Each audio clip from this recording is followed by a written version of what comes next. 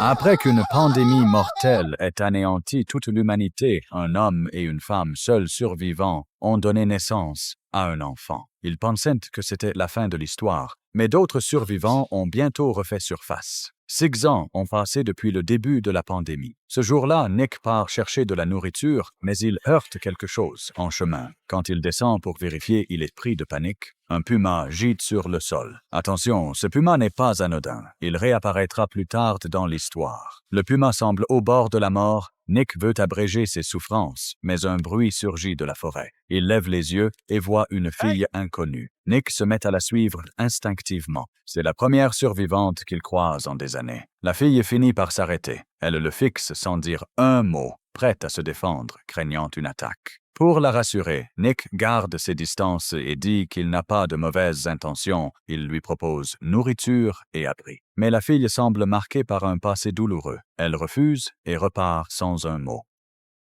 Shit.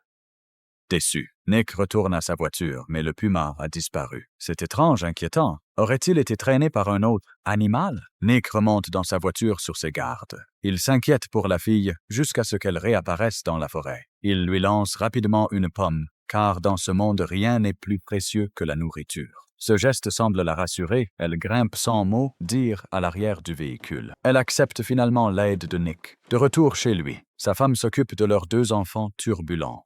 Apparemment, ils ont eu d'autres enfants pendant ces années. Le ventre arrondi de Claire ne laisse aucun doute. Le 3e enfant est en route, mais la fille restée dans la voiture refuse d'en sortir. Elle semble de nouveau sur la défensive. Nick comprend sa méfiance. Il lui présente calmement sa famille et lui propose de rester dans la voiture aussi longtemps qu'elle le souhaite.